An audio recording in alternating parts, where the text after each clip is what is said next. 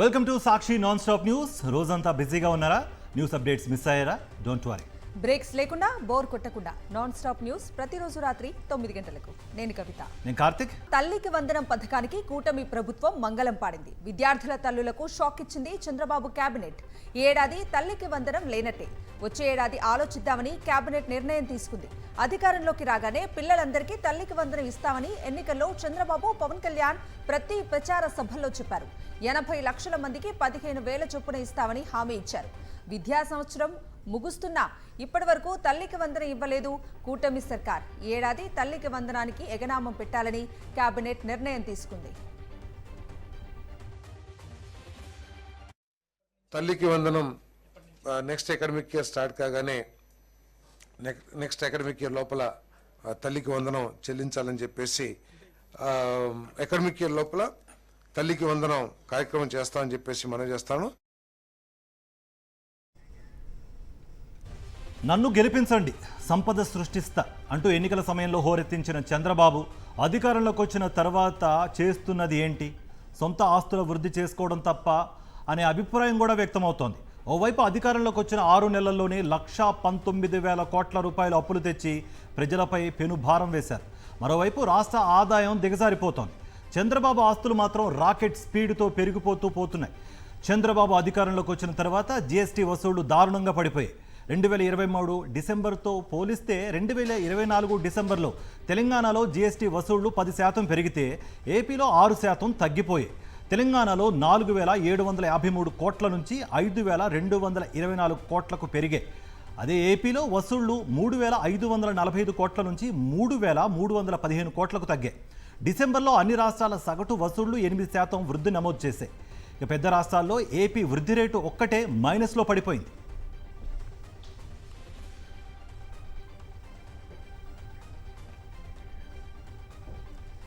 కక్ష సాధింపులకు care of AP CM Chandrababu అని మండిపడ్డారు మాజీ మంత్రి అంబటి రాంబాబు.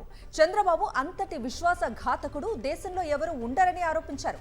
అబద్దాల్లో గిన్నిస్ రికార్డ్ దక్కించుకునే ఘనత ఆయనకే దక్కుతుందన్నారు. 2 ఎకరాలతో ప్రారంభమైన చంద్రబాబు జీవితం లక్షల కోట్లకు ఎలా వెళ్ళిందో అర్థం కావటం లేదన్నారు.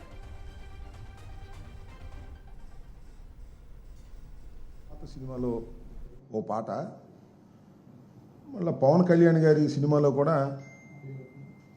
ఖుషి అని కూడా దానిలో పెట్టినట్టున్నారు. ఆడువారి మాటలకు అర్థాలే వేరులే, అర్థాలే వేరులే అని ఇప్పుడు అనిపిస్తుంది నాకు. బాబు గారి మాటలకు అర్థాలే వేరులే, అర్థాలే వేరులే, అవునంటే కాదనిలే, కాదంటే అవుననిలే. చక్కగా సూట్ అయిపోద్ది దీనికి.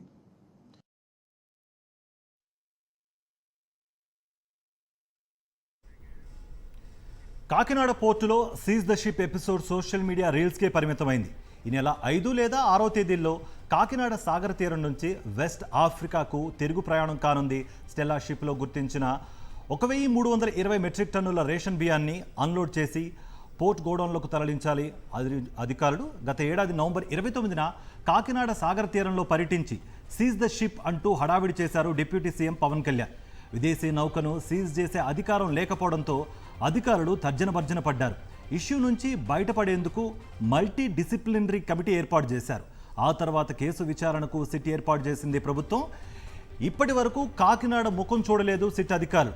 రేషన్ బియ్యం విదేశాలకు ఎగుమతి చేస్తూ పట్టుబడిన సత్యం బాలాజీ, లావణ్య కంపెనీలపై 6A కింద కేసులు కూడా నమోదు చేశారు. ఇంతవరకు సత్యం బాలాజీ కంపెనీపై క్రిమినల్ కేసు పెట్టలేదు అధికారులు.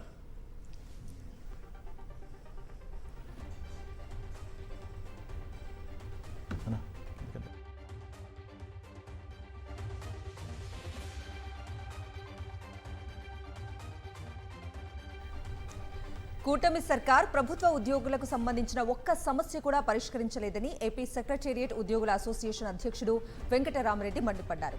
ఈ కేబినెట్ మీటింగ్లోనూ ఉద్యోగులకు నిరాశ ఎదురైందని, డిఏ, ఐఆర్, డిఏ బకాయిలు చెల్లించలేదని మండిపడ్డారు. ఎన్నికల్లో ఇచ్చిన హామీలను నమ్మి ఓటు వేస్తే ఇప్పుడు కనీసం సమస్యలు చెప్పుకోవడానికి అపాయింట్మెంట్ కూడా ఇవ్వటం లేదన్నారు. క్యాబినెట్ అయిన తర్వాత చూస్తే ఉద్యోగులకు ఎలాంటి ఏ ఒక్క రకమైన డిఏ కానీ ఐఆర్ కానీ ఎలాంటి బెనిఫిట్స్ ఇచ్చినట్టుగా కనిపించడం లేదు. కొత్త ప్రభుత్వం వచ్చిన తర్వాత 7 నెలలు అయింది. ఈ 7 నెలల కాలంలో ఉద్యోగులకు సంబంధించి ఒక్క అంశంలో కూడా ఇంతవరకు సానుకూల నిర్ణయం తీసుకోలే, ఒక్క సమస్య పరిష్కరించలే. ఇంతవరకు ఒక్క డిఏ ఇవ్వలేదు, ఐఆర్ ప్రకటించలేదు. పెండింగ్ బిల్స్ అంటే EL surrender pending bills, DA బకాయిలు పెండింగ్ ఉన్నాయి, జీపీఎఫ్ బకాయిలు పెండింగ్ ఉన్నాయి. ఇంకొక ఆయన వచ్చిండు తెలుగుదేశం ఉండే, మళ్ళీ ఇట్టపోయి ఆడో ఉంది. వీళ్ళు బతుకు తెరువు కోసం ఏదో పాటు పడతారు పాపం. అలాంటి దాంతో మా ఊరు మహిళలని మీరు చెప్పిస్తారా? మీకేం లేదా? నీతి నియమం లేదా? ఎందుకు లేదు? థర్డ్ జెండర్ అంటారు వాళ్ళకి చేతగాని నా కొడక్కల్లారా అంటారా? ఏం పెట్టారా? మళ్ళీ ఇంకో బస్సు కాస్తారా? కలిసిపో వరుసగా పెట్టినాడు. నేనే భయపడతాను అనుకుంటున్నారా? సిగ్గులే నా కొడకల్లారా. మాజీ మంత్రి పేర్ని నానిపై కూటమి సర్కారు కక్ష సాధింపు చర్యలు పరాకాష్ఠకు చేరాయి. మరిన్ని అక్రమ కేసులు పెట్టేందుకు ప్రభుత్వం కుట్ర చేస్తోంది. పేర్ని నాని గోడౌన్ వద్దకు మైనింగ్, రెవెన్యూ అధికారులు వచ్చారు. ఎప్పుడో నిర్మించిన గోడౌన్ కి ఇప్పుడు సాయిల్ టెస్ట్ కోసం వచ్చారు అధికారులు. గోడౌన్ నిర్మాణానికి మట్టి ఎక్కడి నుంచి తరలించారో విచారించేందుకు వచ్చామని అధికారులు చెబుతున్నారు. గోడౌన్ కి తాళం వేసి ఉండటంతో ఉన్నతాధికారుల ఆదేశాల కోసం ఎదురుచూస్తున్నారు అధికారులు.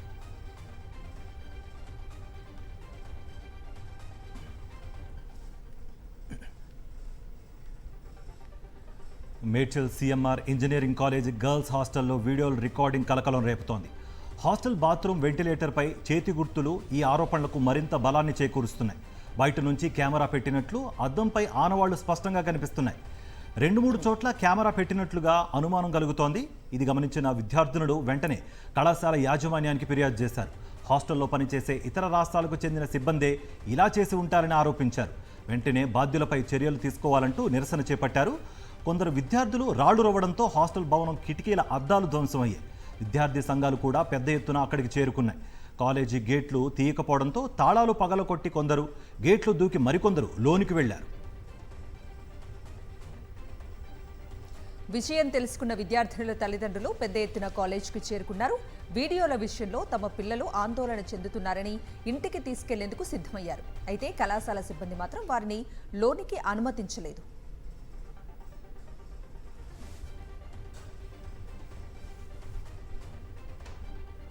కాలేజీ వద్ద ఉద్రిక్తత నేపథ్యంలో పోలీసులు అలర్ట్ అయ్యారు. ఇప్పటి వరకు 5 అనుమానితులను అదుపులోకి తీసుకున్న పోలీసులు వారి ఫింగర్ ప్రింట్స్ సైతం సేకరించారు.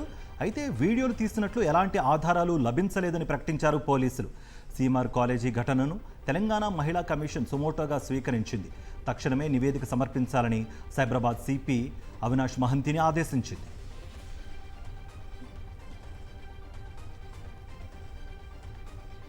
జనవరి 14న రైతు భరోసా అమలు చేయాలని తెలంగాణ కేబినెట్ సబ్ కమిటీ నిర్ణయించింది. రైతు భరోసా పథకంపై సబ్ కమిటీ ఇవాళ చర్చించింది. పంట పండించే ప్రతి రైతుకు భరోసా ఇవ్వాలని, కమిట్మెంట్ అయిన నగదు కంటే తగ్గించి ఇవ్వకూడదని సబ్ కమిటీ అభిప్రాయపడింది. రైతుల నుంచి దరఖాస్తులు తీసుకోవాలని సబ్ కమిటీ నిర్ణయించింది. కాగా ఈ నెల 5 నుంచి 7 వరకు దరఖాస్తులు తీసుకునే అవకాశం ఉంది. ఎల్లుండి జరిగే కేబినెట్ సమావేశంలో రైతు భరోసా అమలుపై తుది నిర్ణయం తీసుకోనున్నారు. అధికారుల సర్వే, శాటిలైట్ మ్యాపింగ్ ద్వారా సాగు భూములు గుర్తించాలని కమిటీ నిర్ణయం తీసుకుంది. ప్రధానమంత్రి నరేంద్ర మోదీ ఈ నెల 8వ తేదీన ఉమ్మడి విశాఖ జిల్లాలో పర్యటించనున్నారు. పలు అభివృద్ధి కార్యక్రమాలకు శంకుస్థాపనలు చేయనున్నారు. విశాఖ ఏయూ ఇంజనీరింగ్ కాలేజీ నుంచి వర్చువల్ విధానంలో శంకుస్థాపనలు చేయనున్నారాయన. అనంతరం ఆంధ్ర యూనివర్సిటీలో జరిగే బహిరంగ సభలో పాల్గొనున్నారు. ప్రధానమంత్రి రోడ్ షోకు కూటమి నేతలు పెద్ద ఎత్తున ఏర్పాట్లు కూడా చేస్తున్నారు. రైల్వే జోన్, అచ్యుతాపురంలో నిర్మించే green energy plant, bulk drug పార్క్కు ప్రధాని మోదీ శంకుస్థాపన చేస్తారని కూటమి నేతలు తెలిపారు. తనకు జీవితంలో నిలబడే ధైర్యాన్నిచ్చింది పుస్తకాలే అని డిప్యూటీ సీఎం పవన్ కళ్యాణ్ అన్నారు. తన తల్లిదండ్రుల వల్ల పుస్తక పఠనం అలవాటైందని, ₹1 కోటి ఇవ్వటానికి ఆలోచించాను గానీ పుస్తకం ఇచ్చేందుకు ఆలోచిస్తానని చెప్పుకొచ్చారు. విజయవాడ ఇందిరాగాంధీ మైదానంలో పుస్తక మహోత్సవాన్ని డిప్యూటీ సీఎం పవన్ కళ్యాణ్ ప్రారంభించారు.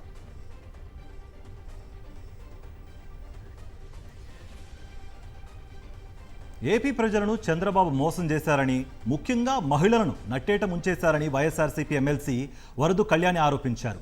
చంద్రబాబు 7 నెలల పాలన ప్రజలను ఏడిపించేలా ఉందని, 2024 వెన్నుపోటు నామ సంవత్సరంగా మిగిలిపోతుందని మండిపడ్డారామె. చంద్రబాబు నాయుడు గారు ఏ వర్గాన్ని మోసం చేయకుండా వదలలేదు. ముఖ్యంగా ఎన్నో పథకాలు మహిళలకు ఇస్తామని మహిళల్ని నిట్ట నిలువున మోసం చేసిన పరిస్థితి మనం చూస్తూ ఉన్నాం. ప్రతిసారి మనం తెలుగు ప్రతి సంవత్సరానికి ఒక పేరు పెడతాం. ప్రజలందరూ కూడా 2024 సంవత్సరంని ఈ కూటమి ప్రభుత్వం అధికారంలోకి వచ్చాక వెన్నుపోటు నామ సంవత్సరం అని పిలుస్తూ ఉన్నారు. అంత ఘోరంగా చంద్రబాబు నాయుడు గారు ప్రజలకి వెన్నుపోటు పడవడం జరిగింది. కరకట్టపై అక్రమంగా కట్టిన నివాసాన్ని సీఎం చంద్రబాబు అధికారిక నివాసంగా ప్రకటించడాన్ని తప్పుబట్టారు వైఎస్ఆర్సీపీ అధికార ప్రతినిధి పుత్తా శివశంకర్ రెడ్డి. 10 ఏళ్ల నుంచి అక్రమ కట్టడంలో నివాసమంటూ ప్రజలకు ఎలాంటి సందేశం ఇస్తున్నారని ప్రశ్నించారు. ఆ భవనంతో సంబంధం లేదని, లింగంనేని రమేష్ అద్దె కడుతున్నారని చంద్రబాబు ప్రకటించారని, దీంతో ఆ బిల్డింగ్ ఎవరిదో $1 మిలియన్ ప్రశ్నగా మిగిలిందన్నారు శివశంకర్ రెడ్డి. చంద్రబాబు గారి అధికారిక నివాసం వచ్చేసి అది అక్రమ కట్టడము. నదీ పరివాహ ప్రాంతంలో ఉండేటువంటిది అక్రమంగా కట్టుకున్నటువంటి నివాసము. అక్కడ చట్ట ప్రకారము నివాస ప్రాంతాలు ఏర్పాటు చేసుకోవడానికి కూడా అనుమతి లేదు.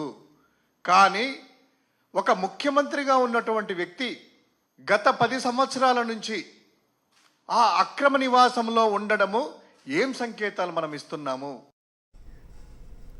విద్యుత్ ఒప్పందాలపై చంద్రబాబు ప్రకటన విడ్డూరంగా ఉందన్నారు సిపిఐ రాష్ట్ర కార్యదర్శి రామకృష్ణ. కక్ష సాధింపు లేదంటూనే జగన్ను చంద్రబాబు ప్రత్యర్థిగా చూస్తున్నాడంటూ ఫైర్ అయ్యారైనా, జగన్ను ఎలా దెబ్బ కొట్టాలనే ఆలోచన చంద్రబాబుకు మరొకటి లేదని విమర్శించారు. ప్రజా ప్రయోజనాలను పక్కన పెట్టి ఓ వ్యక్తిని టార్గెట్ చేయడం సరికాదన్నారు. ఎంతసేపు చంద్రబాబు నాయుడు గారు అంత సీనియర్ పాలిటీషియన్, 4 సార్లు ముఖ్యమంత్రిగా ఉన్న వ్యక్తి, అరే ప్రజలను దృష్టిలో పెట్టుకొని, రాష్ట్రాన్ని దృష్టిలో పెట్టుకొని, రాష్ట్ర ప్రజలకు మంచి జరుగుతుందా నష్టం జరుగుతుందా అనే ఆ వైపు ఆలోచన చేయడం లేదు. ఎంతసేపు జగన్ సెంట్రిక్గా పెట్టుకొని ఆలోచన చేస్తూ ఉంది. అంటే నేను అనుకుంటే జగన్మోహన్ రెడ్డి అరెస్ట్ చేయగలను. జగన్మోహన్ రెడ్డి అరెస్ట్ కాదు ఇక్కడ సమస్య. పైగా నువ్వు అమెరికా గవర్నమెంట్ గురించి ఏమయ్యా, అమెరికా గవర్నమెంట్కి ఏమైనా నష్టమా? ఈ సోలార్ ఒప్పందం వల్ల అమెరికా గవర్నమెంట్కి ఏమైనా నష్టమా? మెగా డిఎస్సి నోటిఫికేషన్ అంటూ చంద్రబాబు నిరుద్యోగ యువతను పదే మోసం చేస్తున్నారని వైఎస్ఆర్సీపీ విద్యార్థి విభాగం వర్కింగ్ ప్రెసిడెంట్ రవిచంద్ర ఆగ్రహం వ్యక్తం చేశారు. వైఎస్ జగన్ 6100 పోస్టులకు నోటిఫికేషన్ ఇస్తే దాన్ని కూడా చంద్రబాబు రద్దు చేశారన్నారు. ఒక్క టీచర్ పోస్టును కూడా భర్తీ చేయలేని అసమర్థ మంత్రి నారా లోకేష్ అని విమర్శించారు. డిఎస్సి పరీక్ష కోసం ప్రిపేర్ అయిన నిరుద్యోగులు కళ్ళు కాయలు కాసేలాగా ఈరోజు ఎదురు చూస్తూ ఉంటే, ప్రభుత్వం రేపిస్తాము మాపిస్తాము అనే పేరుతోటి చంద్రబాబు నాయుడు ప్రభుత్వం నిరవధికంగా డిఎస్సి నిర్వహణని వాయిదా వేసింది. దీని ఫలితంగా చాలామంది నిరుద్యోగులు, లక్షలాది మంది నిరుద్యోగులు, టెట్ అర్హత పొందిన సుమారు 1,87,000 మంది నిరుద్యోగులు డిఎస్సి కోసం, డిఎస్సి నోటిఫికేషన్ కోసం ప్రభుత్వం తేదీలు ఇస్తుందని ఎదురు చూస్తూ ఉన్నారు. ప్రభుత్వం తేదీలు ఇవ్వకుండా కాలయాపనతోటి ఈరోజు నిరుద్యోగుల జీవితాలతో చెలగాటమాడుతూ ఉంది. శ్రీకాకుళం జిల్లాలో వైఎస్ఆర్సీపీ మద్దతుదారులపై వేధింపులు ఆగడం లేదు. వైఎస్ఆర్సీపీకి ఓటు వేశారన్న కక్షతో యలమంచిలి గ్రామంలోని జగనన్న కాలనీలో వీరగట్టపు రజని అనే మహిళకు సంబంధించిన ఇంటి పునాదులను కూల్చివేయించారు కూటమి నేతలు. ఎలాంటి నోటీసులు ఇవ్వకుండా జేసీబీలతో రెవెన్యూ అధికారులు పునాదులు కూల్చివేశారని బాధితులు ఆవేదన వ్యక్తం చేస్తున్నారు. వైఎస్ఆర్సీపీకి ఓటు వేశామనే కక్షతోనే పునాదులు కూల్చివేశారని బాధితులు కన్నీటి పర్యంతమయ్యారు.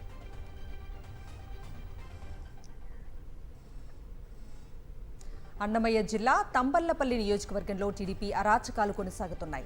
ములకల చెరువు మండలం సర్వసభ్య సమావేశంలో టీడీపీ నేతలు అడ్డుకున్నారు. తంబళ్లపల్లి టీడీపీ ఇన్ఛార్జ్ జయచంద్రారెడ్డి ఆధ్వర్యంలో భారీ ఎత్తున టీడీపీ నాయకులు, కార్యకర్తలు తరలివచ్చారు. మదనపల్లి, తంబళ్లపల్లి నియోజకవర్గ పరిధి నుంచి టీడీపీ నేతలను తరలించారు. పోలీసులు ప్రేక్షక పాత్ర వహించి ఏకపక్షంగా వ్యవహరించారు. సర్వసభ్య సమావేశంలో పాల్గొనేందుకు వెళ్తున్న ఎంపీపీ సాయిలీల, జెడ్పీటీసీ మోహన్ రెడ్డి ఎంపీటీసీలను అడ్డుకున్నారు. గతంలో 2 సార్లు ములకల చెరువు మండలం సర్వసభ్య సమావేశాన్ని టీడీపీ నేతలు అడ్డుకున్నారు. దీంతో ఎమ్మెల్యే పెద్దిరెడ్డి ద్వారకానాథ్ రెడ్డి హైకోర్టును ఆశ్రయించారు. మండల సర్వసభ్య సమావేశానికి అనుమతినిస్తూ కోర్టు ఆదేశాలు జారీ చేసింది. కోర్టు ఆదేశాలు ధిక్కరిస్తూ టీడీపీ నేతలు భారీగా తరలివచ్చి సమావేశాన్ని అడ్డుకునేందుకు కుట్రలు చేస్తున్న పోలీసులు ప్రేక్షక పాత్ర పోషిస్తున్నారు.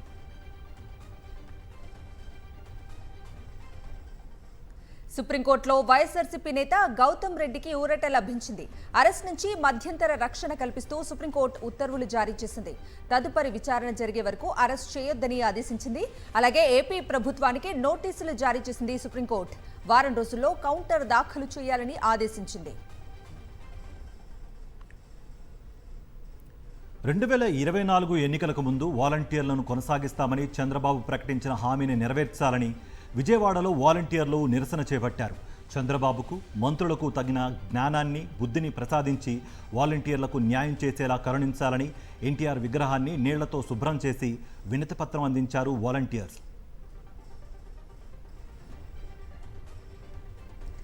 ఈ కార్ రేస్ కేసులో అధికారులకు ఈడీ మళ్లీ సమన్లు జారీ చేసింది. 8, 9వ తేదీలో తప్పకుండా హాజరు కావాలని హెచ్ఎండిఏ మాజీ chief engineer BLN Reddy, Aravind కుమార్లకు ఈడీ నోటీసులు ఇచ్చింది. అయితే నేడు ఈడీ విచారణకు వారు హాజరు కావాల్సి ఉండగా విచారణకు మరింత సమయం కావాలని ఈడీ అధికారులను కోరారు. దీంతో 8, 9వ తేదీలో హాజరు కావాల్సిందేనని ఈడీ స్పష్టం చేసింది. సుప్రీంకోర్టులో ఫోన్ ట్యాపింగ్ కేసు విచారణ జరిగింది. ఫోన్ ట్యాపింగ్పై కేసుపై తెలంగాణ ప్రభుత్వాన్ని ప్రశ్నించింది సుప్రీంకోర్టు ధర్మాసనం. కేసు దర్యాప్తును ఎంత కాలంలో ముగిస్తారో చెప్పాలని కూడా ఆదేశించింది. సుదీర్ఘకాలం ఎలా సాగదీస్తారంటూ అసహనం వ్యక్తం చేసింది సుప్రీం. నిర్ణీత కాల వ్యవధిని సమర్పించాలని కూడా ఆదేశించింది. ఈ నెల 27న మరోసారి వాదనలు విననుంది సుప్రీంకోర్టు ధర్మాసనం. ఇప్పటికే బెయిల్ కోసం సుప్రీంకోర్టును ఆశ్రయించారు అడిషనల్ ఎస్పీ తిరుపతన్. తెలంగాణ ప్రభుత్వంపై తీవ్ర స్థాయిలో మండిపడ్డారు బీజేపీ నేత ఏలేటి మహేశ్వర్ రెడ్డి. రేవంత్ సర్కారు అధికారంలోకి వచ్చి సంవత్సరం గడుస్తున్నా ఇచ్చిన హామీలను నెరవేర్చడం లేదని ఫైర్ అయ్యారు. రైతు భరోసాపై విధి విధానాలు విడుదల చేయాలని డిమాండ్ చేశారు ఆయన. చూడండి, సినిమా డైలాగులు బాగా కొడతారు రేవంత్ రెడ్డి గారు. నేను ఒకటే అడుగుతా ఉన్నాను, రేవంత్ రెడ్డి గారు ఏదైతే స్టేట్మెంట్ ఇస్తారో అధికారంలోకి వచ్చి సంవత్సరం అయింది కదా, ఎంక్వైరీ చేసి నిజ నిర్ధారణ చేయించాలి కదా. గత ప్రభుత్వం మీద ఎన్ని ఆరోపణలు చేసినా ఆరోపణలుగానే మిగులుతూ ఉన్నాయి. మేమేమంటామంటే ఆ ఆరోపణలు ఏవైతే వారు చేసిండ్రో ఇప్పుడు అధికారంలో ఉన్న రేవంత్ రెడ్డి గారు ఆరోపణలు వాస్తవాలని చెప్పి రుజువు చేయాలంటే నిజ నిర్ధారణ చేయాలి కదా. వారి నిజ నిర్ధారణ చేయమని చెప్పి కోరుతా ఉన్నాం. బెంగళూరు రేవ్ పార్టీ డ్రగ్స్ కేసులో టాలీవుడ్ యాక్టర్ హేమకు ఊరట లభించింది. క్రిమినల్ ప్రొసీడింగ్స్పై స్టే విధించిన కర్ణాటక హైకోర్టు గతేడాది మేలో బెంగళూరు రేవ్ పార్టీలో హేమ పట్టుబడింది. ఆమెపై డ్రగ్స్ కేసు కూడా నమోదు చేశారు పోలీసులు. అయితే తాను డ్రగ్స్ సేవించినట్లు ఆధారాలు లేవని హేమ పిటిషన్ వేశారు. పోలీసుల దర్యాప్తుపై స్టే కోరుతూ కర్ణాటక హైకోర్టులో పిటిషన్ వేసిన యాక్టర్ హేమ ఈ పిటిషన్పై విచారించిన కర్ణాటక హైకోర్టు హేమపై చర్యలు తీసుకోవద్దంటూ స్టే విధించింది. నేషనల్ అప్డేట్ చూద్దాం. దేశవ్యాప్తంగా ప్రార్థనా స్థలాల చట్టం 1991 అమలు చేయాలంటూ ఎంఐఎం ఎంపీ అసదుద్దీన్ ఓవైసీ దాఖలు చేసిన పిటిషన్పై సుప్రీంకోర్టు విచారణ చేపట్టింది. ఇదే అంశంపై దాఖలైన ఇతర పిటిషన్లతో ఓవైసీ పిటిషన్ను జత చేయాలని ఆదేశాలిచ్చింది. అన్ని పిటిషన్లపై ఫిబ్రవరి 17న విచారణ జరుపుతామని తెలిపింది. సిజేఐ జస్టిస్ సంజీవ్ ఖన్నా నేతృత్వంలోని ధర్మాసనం ఓవైసీ పిటిషన్ను విచారించింది. మందిర్ మసీద్ వివాదాలకు సంబంధించి కొత్తగా ఎలాంటి పిటిషన్లు ఫైల్ చేయొద్దని గతంలోనే దిగువ న్యాయస్థానాలకు సుప్రీంకోర్టు ఆదేశాలు జారీ చేసింది. అసెంబ్లీ ఎన్నికల వేళ దేశ రాజధాని ఢిల్లీలో రాజకీయం వేడెక్కింది. అధికార ఆమ్ ఆద్మీ పార్టీ, విపక్ష బీజేపీ ఢీ అంటే ఢీ అంటున్నాయి. పోటాపోటీ విమర్శలు, పోస్టర్లతో హీట్ పెంచేస్తున్నాయి. ఆప్ జాతీయ కన్వీనర్ మాజీ సీఎం అరవింద్ కేజ్రీవాల్ ఒకే అడ్రస్లో వందల సంఖ్యలో బోగస్ ఓట్లు చేర్చారని ఆరోపించింది బీజేపీ. ఆయనకు నకిలీ ఓటర్లపై ఎంత ప్రేమో అంటూ స్కామ్ 2024 పోస్టర్ను ఎక్స్లో షేర్ చేసింది. దీనికి ఆప్ కౌంటర్ ఇచ్చింది. Greatest of all time goat అంటూ కేజ్రీవాల్ వీడియోను విడుదల చేసింది. ఈ ఏడాది ఫిబ్రవరిలో ఢిల్లీ అసెంబ్లీ ఎన్నికలు జరగనున్నాయి. హ్యాట్రిక్ విజయంపై కన్నేసిన కేజ్రీవాల్ బీజేపీ టార్గెట్గా ప్రచారం హోరెత్తిస్తున్నారు. Sports updates. భారత అత్యున్నత క్రీడా పురస్కారం అయిన మేజర్ ధ్యాన్చంద్ ఖేల్ రత్న పురస్కారాలను కేంద్ర ప్రభుత్వం ప్రకటించింది. 2024 ఏడాదికి గాను 4 క్రీడాకారులకు ఈ పురస్కారాలను ప్రదానం చేయనున్నారు. ఈ అత్యున్నత అవార్డులను జనవరి 17న ఉదయం 11 గంటలకు రాష్ట్రపతి భవన్లో ప్రదానం చేయనున్నట్లుగా కేంద్ర యువజన వ్యవహారాలు క్రీడా శాఖ ఓ ప్రకటనలో వెల్లడించింది. చెస్ క్రీడాకారుడు డి గుకేష్, హాకీ క్రీడాకారుడు Harmanpreet Singh, para athlete Praveen Kumar, shooter Manu Bhaker ఈ ప్రతిష్టాత్మక పురస్కారాలకు ఎంపికయ్యారు. అర్జున అవార్డ్, ఖేల్ రత్న గ్రహీతలకు వైఎస్ఆర్సీపీ అధినేత వైఎస్ జగన్మోహన్ రెడ్డి అభినందనలు తెలిపారు. జ్యోతి ఎర్రాజీ, కుకేష్ మనుభాకర్, హర్మన్ప్రీత్ సింగ్, ప్రవీణ్ కుమార్కు వైఎస్ జగన్ అభినందనలు చెప్పారు. అసాధారణ విజయాలతో దేశం గర్వించేలా చేశారని కొనియాడారు. మరిన్ని విజయాలు, అవార్డులు సాధించాలని కోరుకుంటున్నానని వైఎస్ జగన్ అన్నారు. భారతీయ క్రీడలను మరింత ఎత్తుకు తీసుకుని వెళ్లడంలో వీరి కృషి అభినందనీయమని వైఎస్ జగన్మోహన్ రెడ్డి కొనియాడారు. టీమిండియా డ్రెస్సింగ్ రూమ్లో లుకలుకలు హాట్ టాపిక్గా మారాయి. బోర్డర్ గవాస్కర్ ట్రోఫీలో సీనియర్ల ఆట తీరుపై హెడ్ కోచ్ గౌతమ్ గంభీర్ తీవ్ర అసంతృప్తి వ్యక్తం చేసినట్లుగా సమాచారం. సెలక్షన్ కమిటీ కెప్టెన్ రోహిత్ శర్మతో గంభీర్కు విభేదాలు వచ్చాయని, ఇకపై తాను చెప్పినట్లే ఆడాలంటూ కోచ్ ఆదేశాలు ఇచ్చినట్లుగా వార్తలు వచ్చాయి. ఈ వ్యవహారం మీడియాకు లీక్ అవ్వడంపై కోచ్ గంభీర్ కీలక వ్యాఖ్యలు చేశారు. క్రికెటర్లు, కోచ్ మధ్య చర్చ డ్రెస్సింగ్ రూమ్ వరకే పరిమితం కావాలి, అవి బయటకు రాకూడదని సూచించారు. రేపటి టెస్ట్ మ్యాచ్పై కాకుండా మరో చర్చ జరగలేదని క్లారిటీ కూడా ఇచ్చారాయన. అయితే కీలకమైన సిడ్నీ టెస్ట్లో ప్లేయింగ్ 11పై గంభీర్ ఎలాంటి ప్రకటన చేయలేదు. మ్యాచ్కు ముందే తుది జట్టును ప్రకటిస్తామన్నారు. సిడ్నీ టెస్ట్లో కెప్టెన్ రోహిత్ శర్మను తప్పించి శుభ్మన్ గిల్కు ఛాన్స్ ఇస్తున్నారనే ప్రచారం కూడా జరుగుతోంది. బుమ్రాకు కెప్టెన్సీ ఇస్తారని సమాచారం.